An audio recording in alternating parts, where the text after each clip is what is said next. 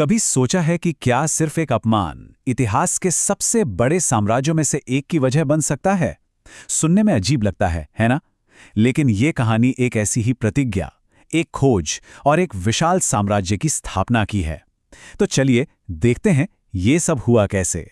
और ये सिर्फ गुस्से में बोले गए कुछ शब्द नहीं थे।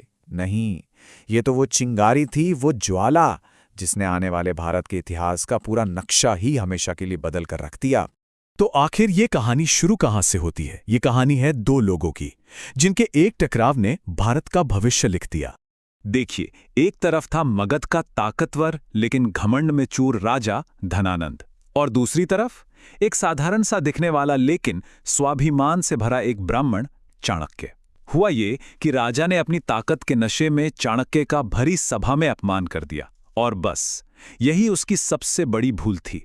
उसने अनजाने में उस आग को हवा दे दी जो पूरे नंद साम्राज्य को जलाकर राख करने वाली थी। अब चाणक्य के मन में तो बस एक ही चीज थी, बदला। अपमान की आग में जलते हुए वो निकल पड़े एक ऐसे हथियार की खोज में जो उनकी इस भयंकर प्रतिज्ञा को सच कर सके। और जानते हैं उनकी ये खोज उन्हें कहाँ ले गई? एक घने जंगल में।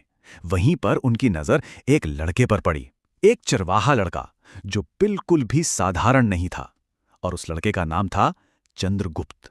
चाणक्य की अनुभवी आंखों ने उस चरवाहे में सिर्फ एक लड़का नहीं देखा, नहीं, उन्होंने देखा एक तेज दिमाग, एक गजब का साहस। क्योंकि वो छोटा सा लड़का अकेले ही निडर होकर उस समय के सबसे ताकतवर यूनानी सैनिकों से भिड़ रहा था। जरा सोचिए। और बस उसी पल चाणक्य के दिमाग में बिजली कौंधी। वो समझ गए, उन्हें कोई मामूली सहयोगी नहीं मिला था। उन्हें अपनी प्रतिज्ञा पूरी करने के लिए अपना सिंह मिल गया था। लेकिन सोचिए, एक जंगली सिंह को ढूंढ लेना ही काफी नहीं होता है ना? उसे तराशना भी पड़ता है। तो ये तो सिर्फ शुरुआत थी। अब उस सिंह को एक सम्राट बनाने का मुश्किल काम शुरू होने वाला था। तो चाणक्य चंद्रगुप्त को ले गए गुरुकुल। गुरुकुल यानी वो जगह जहां छात्र सिर्फ पढ़ते नहीं थे बल्कि अपने गुरु के साथ ही रहते थे, उन्हीं से सीखते थे।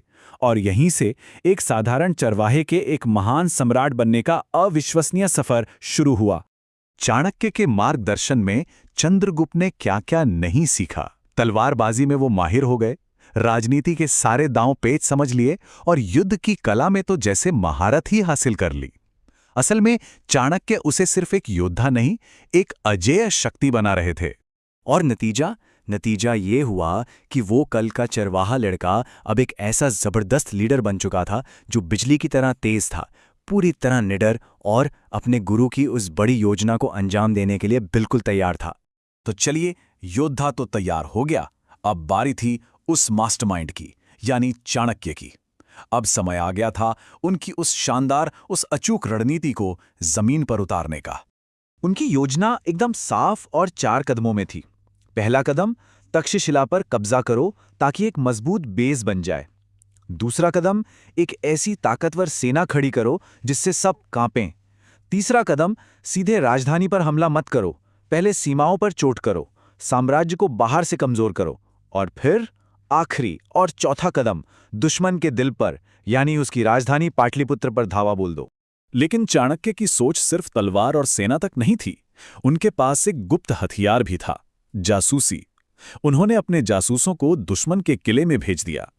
उनका काम था आग लगाना और ऐसी अफरा तफरी मचाना कि नंद सेना का मनोबल ही टूट जाए। ये सिर्फ एक हमला नहीं था, ये एक साइकोलॉजिकल वॉर था, दिमाग का खेल। सारी तैयारियां हो चुकी थीं, जमीन तैयार थी। अब आखिरी चाल चलने का वक्त आ गया था। पाटलिपुत्र पर वो निर्णायक हमला। देखते ही देखते चंद्रगुप्त की विशाल सेना ने नंद साम्राज्य की राजधानी पाटलिपुत्र को चारों तरफ से घेर लिया। सोचिए जरा, शहर की दीवारों के अंदर क्या माहौल होगा, हर तरफ बस डर और दहशत। और फिर जब रात का अंधेरा घना हुआ, चंद्रगुप्त एक साए की तरह चुपके से महल के अंदर दाखिल हो गए। और महल के अंदर सिंहासन पर बैठा था वही घमंडी राजा धनानंद, वही राजा जिसने कभी चाणक्य का अपमान किया था। लेकिन आज वो कांप रहा था। उसे पता था उसका अंत बहुत करीब है। चंद्रगुप्त उसके सामने खड़े थे और शायद उन्होंने बस इतना ही कहा होगा, तुम्हारा अंत, और इसी के साथ एक अत्याचारी राजा और एक पूरे वंश का हमेशा के लिए खात्मा हो गया। और इस तरह चाणक्य की वो भयंकर प्रतिज्ञा पूरी हुई। चंद्रगुप्त को सम्राट बनाया गया और भारत की धरती पर एक विशाल साम्राज्य की नींव रखी गई, मौर्य साम्राज्य।